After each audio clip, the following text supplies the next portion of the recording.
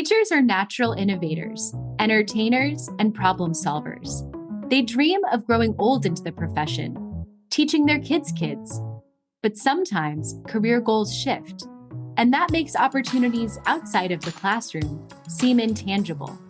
Questioning, who am I if I'm not a teacher? I'm your host, Ali Simon. And I'm your co-host, JoDee Scissors. And this is Teacher Shift.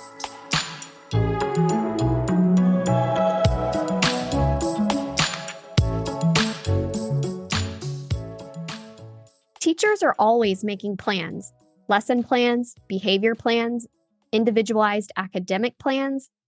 But what about plans for themselves? Our guest today reminds us why teachers need to prioritize their own needs and sometimes put themselves first. Stephanie Simpson is an artist, coach, facilitator, and speaker. Drawing on her background in movement, meditation, trauma, and psychology, she partners with people, businesses, and organizations to achieve their greatest potential by nurturing the connection between the mind, body, and spirit. Welcome to the show today, Stephanie. Thank you. I'm very excited to be here. This is the second time I've seen Stephanie in the last few weeks because I did a little consultation with her a few weeks ago. But I wanted to give our listeners a little bit of backstory of why you're here today or how we got here on the podcast. And so many of our listeners know that Ali and I went to South by last year, and that is where I met you. I actually signed up for one of your mentoring coaching sessions because I was seeking business advice. I have my own company, and Ali and I have built Teacher Shift. And so, as you learn and grow and you fine tune some skills, you're ready to grow in other areas. And so I met with her seeking advice for how to grow our business. And then once we discovered we're both former teachers and we had just kind of this alignment about the state of education right now, teacher retention rates, we just really connected pretty deeply on those topics and felt like the conversation could go longer than what we had allotted in our mentor session. So I'm glad you can be here and that we just happened to serendipitously get matched up. I guess it wasn't certain. I selected you. Like I read everybody's profile and was like, I want to go to her session. So glad you can be here. Well, I appreciate that too. Something that people should know about what Stephanie does is she really does. She helps people guide them, their businesses to get, meet their clear goals or redefine what their purpose might be. And I think that there's a lot of teachers right now who are trying to figure out a clearer path, and they don't necessarily have all the tools or resources or guidance to do that. Ali and I both struggled with, who do I go to? Who do I reach out to? And it's good to know that you have coaching services and you have these abilities and this knowledge to be able to provide that clear path for them and to reach their goals. So can you tell me a little bit about how do you get people to where they want to be? That's a great question. And the word that just kept coming up as you were speaking was like a transition, right? And with transition, there's a lot of uncertainty. And yet, if we approach transition with this like openness and curiosity, there's actually a lot of like gems, like hidden gems in there. So whenever I'm working with somebody, I always start. So I'm a certified professional coach, and the program I went through, which I was very clear on what types of programs I wanted to go through, certified us also in a framework and an assessment that is matched with that framework. And what I love about this framework is it takes some of these like intangible things that we are always feeling, but definitely through transition of like, well, I have these emotions or I have these thoughts or I'm noticing these actions and behaviors. And sometimes we're not able to articulate it. It's all stuck in the head and the body. And this framework gives people like a tangible way to go, okay, let me assess where I'm at right now. Like if I had a thought that's reoccurring, what is that? And where could that fit in these 7 different levels? Or, I'm feeling this emotion or this sensation a lot. Where does that fit? And really, that's like one of the first things to do is to basically just acknowledge and validate where you're at and get clear where you're at so that we can then work to go forward. So I always start with people using that framework. The assessment really is a wonderful way to mirror like where their strengths are right now and where there may be opportunities for growth and development. And then if we enter into a coaching relationship, that becomes the foundation and this shared language that we have with each other and a tool that they can come back to all the time as they're continuing to map out, their directions. From there, I always start with like, what's important to you? Like what lights you up? A lot of the times the things that brought us into teaching, those are the same things that can help us to transition to whatever it is that we're going to, right? So when I started my own business, like it is just actually an extension of who I am and was as a teacher. I just got really clear as to like what drew me to teaching. What did I love about teaching? And for me, it was, creating this space where students felt safe to be able to explore things. And so I was teaching dance and theater full time and some psychology like classes. And I wanted them to feel safe to explore what was going on internally and then be able to share that through their body, through their words, and all of that sort of stuff. And then the creative process, right? I loved being able to partner with people and go through that process, even when it's really muddy and gross. And like, I always think about like the lotus flower, right? Like the lotus flower comes from mud. So like when we're in the ickiness and the mud, like how can we be okay with that and work through it so that this flower can bloom? And when I was really thinking about that, I was like, well, how does that translate to some of the things I'm curious about and some of the things I want to do from here? So when specifically working with teachers, I always start there, right? Like what brought you to this? What lights you up? And then what are you curious about, right? And how can we explore that and play with that? I love the way that you explained that you have like a methodology that you're using to work with your clients. But it got me thinking, how does working with a coach like yourself differ from working with a therapist, for example? That's a great question. And it's actually the first thing I talk about I do these like discovery calls beforehand because I'm not the best fit for everybody. Not everybody's the best fit for me, and that's totally fine. And so I do these free discovery calls where I talk about the forms of help spectrum. And one of the things I think is really important for all of us to know is what type of help is the thing that we need in that moment and how can we advocate for that. And one of the things we talk about is the difference between mentoring, coaching, teaching, consulting, and therapy/counseling. So the biggest difference between therapy and coaching is about where are you now and where do you want to go? So like your A point and then your B point. And though we may look at the past, we're doing it through the lens of what did we learn from that? What do we want to bring with us going forward? What are we ready to leave behind? And talking about like tools on how to do that. So coaching is about growing, where therapy is about healing. So therapy is really talking about like what's happening in the past, what are our traumas, what are our stories, all of that. And though many therapists use a lot of coaching skills as a therapist and a counselor, they also have the license to be able to diagnose, depending on their license, they may be able to prescribe things. Whereas as a certified coach, I am not telling anybody what to do. Like I always say, the three truths of coaching is I believe my client is capable and whole. I believe they have all the answers, right? And so I'm there to ask and not tell and like be there.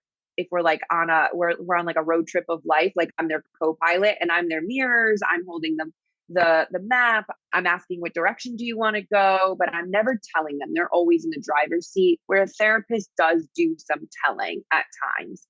Thanks for putting that into perspective, the growing versus healing. That just really clicked with me. And everything that you're saying doesn't sound too much different from how a teacher executes a plan in general. It's just sometimes we forget to design plans for ourselves. We think about our day. We think about our students. We even have very specific plans for certain behaviors or academic needs that we can just knock out. And Ali and I have talked about this several times. It's just like, how do you get to a point where you stop and put yourself first for a moment and use those same skills that you know how to do, but apply it to yourself. Yeah, and I love that you put teacher too, because when I also do a lot of trainings in educational institutions as well as non-educational institutions on how to be more coach-like in your role, whether it's an administrator or a classroom teacher or department chair. And teacher really is all of those forms of help at different times. The biggest difference is that a teacher is deciding what the goals are and deciding how they're going to measure those outcomes. Whereas in coaching, the client is the one that's doing that, not me. And to go back to your point around, it's really hard at times when you're teaching to stop and say, what do I need? Because this is a generalization, but tend to be pretty correct in this. It's like a lot of people get into teaching because they want to be of service, right? They want to help people grow, all of that sort of stuff. And they sometimes forget that they need that space too in order to do that effectively. And how are they doing that? Right. So coaching can be a really powerful way where they get to have that space. Someone else is holding it for them and they get to reflect and figure out where they want to go next or how they need to take care of themselves. Ali, when you were a teacher, did you ever stop and say, what do I need right now? Like, I know I do that right now. I feel very in tune more than ever with my body and my emotions and triggers. But I really I'm thinking back and I'm wondering, was there ever a time in the 13 years that I taught that I stopped and was like, okay, what do I need right now? And I think it's a result of just trying to keep my head above water, trying to make sure that I am meeting other people's needs. So I'm not failing in my job, but part of being successful in the job is also taking care of yourself. I agree that when I was a teacher, I did not stop to think about myself. In fact, it went even further than that for me. It took me probably a couple of years after I left teaching. It was actually during COVID that I realized that if I don't take care of myself in this moment, then who is going to take care of my family? If I'm not well, then my whole household won't be well, right? Because you're taking care of other people. It took a lot of self-reflection, a lot of time to process that. And I kind of link it back to teaching was my first career. It was my first, professional job. I held other jobs, but it wasn't like that level. And it's a part of the culture. We put the students first, we put the job first. It's just, I don't think it's necessarily innately who we are, although it's probably connected because you have that heart of a servant, like you were talking about, Stephanie. But culturally, you're always focused on the things for the students or the school. And now we might see a little bit of professional development about the teacher, but it's really a reaction to what's been happening and not something that was proactive, which we could have used that for years. I couldn't agree more. And I have always been teacher adjacent for a long time before I ended up teaching full time in a school system. And my mom also, she's a retired public school English teacher. So grew up with, feeling it all as she was going through it. And when I started being more ingrained in a system, one of the biggest things around professional development was I came in thinking, oh, great, professional development. We're going to work on us, and to me, I think professional development is also personal development. They're very much linked. And then I would go to these things and I was like, wait a second, you're just telling me more things I need to do. Where is the time to develop myself? And that was a big aha for me, where I was like, when are we holding space for the teachers? Because we're asking them to do a lot of things, but we're not actually giving them the space and the resources and the time to be able to do that effectively. Got really interested in really how are we understanding our own systems around stress and from a physiological level, right? And so, we all have these little bodies around us that we're in charge of in the classroom, whether you're elementary to high school or college. But if we don't know how to regulate our own systems, we are not going to be able to serve them in a way that is going to help them or us. And I then started creating professional development programs that was putting the teachers in the center and being like, how are we helping them so that they can do the job we're asking them to do more successfully? And we know that teaching is not always your forever career, right? So we have some teachers who might be afraid of a shift or of change. How in your coaching are you able to empower your clients to live courageously and to live life to the fullest? How do you get them to not hold back and kind of just put, everybody else first? Part of it is, and it's been coming up a lot right now in the last like month or so in all industries with people trying to, shift jobs and all of that. It comes down to confidence, right? And confidence is always something that we need to build from the inside out, though developmentally we build our confidence from the outside in. And so there has to be a shift. So we work a lot around that. And I always say this to all of my clients. And I say this actually because I work in the tech field too. I will say to people that are hiring in the tech industry, you should be hiring teachers because they are like, and this is the phrase I use, they are CEOs of their own classroom. And I think we all have had experiences where maybe we've been given some like guidance, but a lot of times it's like, here you go, you're teaching this, go for it. And you have to figure that out. And so teachers, whether you felt like you were good at that from the beginning or not, you have created tools and skills, consciously or unconsciously, that have built resilience for yourself and others. You've learned how to like problem solve. You've learned how to like pivot, the word that everyone loves to use. You've learned how to manage sometimes upwards of 36 little like other systems in your room. You've learned how to differentiate. You've had to be able to be an expert in something while also understanding how to manage emotional stuff too. So the emotional intelligence is there, and kind of using those words to let them hear, oh yeah, I do have all of those things. And those are all the things that these other jobs that I'm interested in going into are asking for. And so then it becomes great. So how can we create your story that you feel excited to share your story when you start connecting with these people and help them to connect the dots so that at the end of the day, they're like, of course, I'm going to hire this person. When you're working with these people, you mentioned that you do professional development. So do you tackle the issues that you see one-to-one or school-based, or do you go wide like corporation? I'm just thinking about school systems in itself. Like if we want to support teachers, where do we start? Do we start as individuals? Do administrators cultivate a culture? What's the starting point, I guess? To me, it's like a both and situation, and it totally depends on the buy-in from people. So at the school that I was teaching full-time at, while I was there, I also built their internal coaching program. And the intention behind that was, let's create a coaching culture for the school. There was like basically three prongs to it. One was training originally teachers and staff in how to use coaching skills in the classroom, but also with each other, right? And so empowering department chairs with actual management tools, right? So like now they're managing adults and things like that. And that's different than managing kids. So here are some coaching skills that you can use as manager, as coach, right?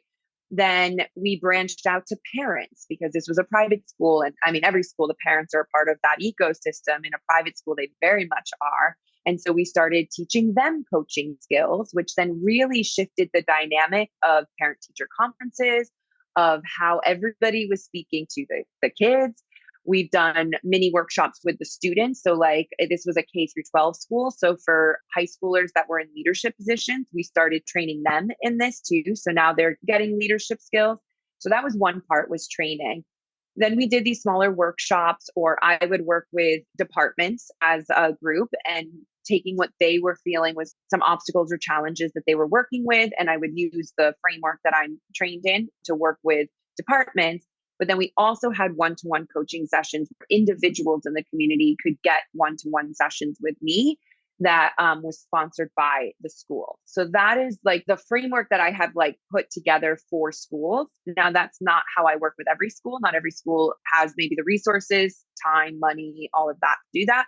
But some of them will be like, okay, we're going to bring you in for a day long professional development, or we're going to do a workshop, or actually we want to just bring you on as a coach that people can go to.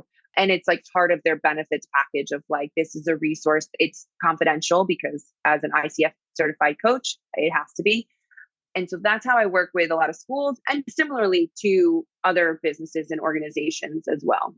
It's good to hear that schools are investing in this type of coaching because, every summer when it's back to school and teachers are at PD, my first thought every year after I left teaching was, I wonder what school districts are doing to invest in their teachers' well-being and creating sustainable work environments. And from what I've heard from my most immediate former colleagues is that it's still not a lot of it's being done. It's kind of like, here are resources that human resources has offered and take them as you please. Whereas when you kind of institute it a little bit more strategically, I'm wondering if that's a little bit more powerful and there's a greater impact.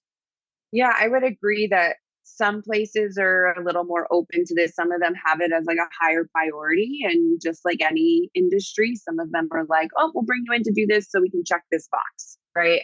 So there really is the whole spectrum out there. To me, it's an ongoing thing. Like if we want to really shift cultures, it's not just a one-time thing. There needs to be a plan that even if it's like seems like a small intervention, it's one that we're committing to over time because that's where you're going to see the impact, right? And then what I'm coaching depends on like the actual like level of the person. Like if I'm coaching a division head or a principal, we're also looking at like what are the systems you have in place right now that are actually creating the burnout and the urgency culture and all of that. And how can we get creative and making little shifts for this? So that's like coaching strategy there. Whereas like maybe with department chairs, it's like coaching them on like, you're in this new position. How do we build up your confidence to be able to manage, be a more leader manager type? So like division heads and principals, it's more visioning and strategic. Whereas like I would say middle management, the department chairs, it's how am I empowering you to be confident in this role? And then teachers, it's like, okay, how are we navigating what's coming to you and how are you creating more agency and managing maybe the stress and the overload and all of that? So there's different focuses in the different areas, though also always coming to sessions, letting the coachee dictate what it is they want to work on. I think the key word that you said in all of that is be creative. If you want to dismantle something, you can't keep doing the same thing over and over. So you have to be a little bit creative, which it kind of brings me to one thing that I wanted to talk to you about. You are an artist. You're a dancer, right? Yes. Yes. So when I left, I craved creativity. Like I wanted to be in a creative space. I wanted to create and just like feel alive through creation. And I remember being in an interview and saying that maintenance wasn't for me. Like I'm a creator. I like to build things from the ground up. And when I exited and I was creating, I started to burn out on the creativity part. And I realized how naive I was that I just can't be creating all the time. I do need some maintenance. And I do need just like some rote activities because it helps me be more creative. It gives me the brain space to maximize that part that I love that just like gives me all those endorphins. So do you ever find yourself in your transition creating because you are an artist? And how do you use that artistry in your day-to-day work life? So many things in there. So one of the reasons I really wanted to leave teaching full time and build out my company, which is I've had for almost 10 years, but it was always like a side thing, was that I was getting really burnt out in the position of being an arts teacher and feeling like I was always producing. And I just started noticing that I felt like depleted earlier and earlier and earlier in the school year. And part of it was that I was doing so much of the creative aspects for my students and all of that, but not filling up my own creative stuff. And at times it like, I could connect them both, but other times it felt very different. So I left that to build the business, which I consider myself a builder. So like there's creativity in there. And for the first year of being in the business full time, I really found the creative aspect actually through like what was I posting on social media and like How was I getting creative with the things that I was either listening to on podcasts or watching or being out in nature and being like, ooh, how can I use this as a way to engage an audience? And then realized that I started getting burnt out on that and was like, okay, now I got to find a new way to tap into my creativity. So one of the things I learned for myself was that how I'm being creative at one point may not be the thing that I'm doing, down the line. And how can I really remind myself to check in with myself to be like, what is it that I'm curious about? Right. So continuously going into curiosity. And so currently right now, one of the things I'm working on is writing a sitcom with a partner, which is like different than the dance portion of it.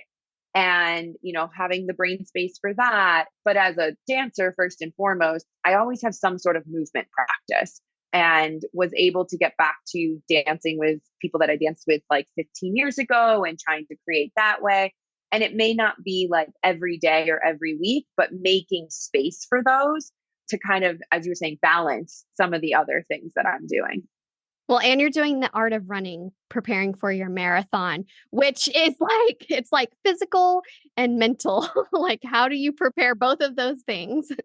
Yeah, no, it's so true. And I've learned so much through running. And I actually, like, upon reflection, realized that when I started running, because I came to running very late in life, was right around the time that I transitioned out of performing as much as I was, and realized that these races that I was signing up for were the performances that I was doing. And I learned even more about my mind-body connection, the emotional connection, which the mind-body connection in performance and peak performance is what I did my first master's thesis in. And so even the work I do with anybody I'm coaching, I'm always coming back to the body. I'm always trying to have them tap into their creativity because we are all creative beings. It just looks different for all of us.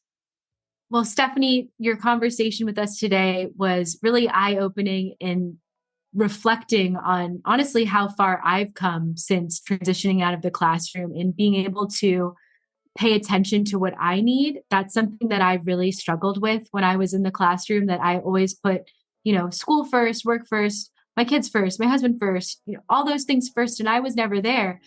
But it's taken me a long time. And I think if I had had a support like you, it probably would have come to it a lot quicker. But I think the topics that we shared today will really resonate with our audience. And I hope that, you'll be able to take something from our conversation today, our listeners, and focus on yourself. Spend some time thinking about what you need. And maybe that involves movement, maybe that involves creativity, but really it's up to what you need. So thank you so much for your time today. We enjoyed having you on the show. Thank you for having me. This was great. If you'd like to connect with Stephanie, you can find her on Instagram, Facebook, and LinkedIn at Stephanie Simpson Coaching and on her website, stephanie-simpson.com. We'll link all of these in our show notes.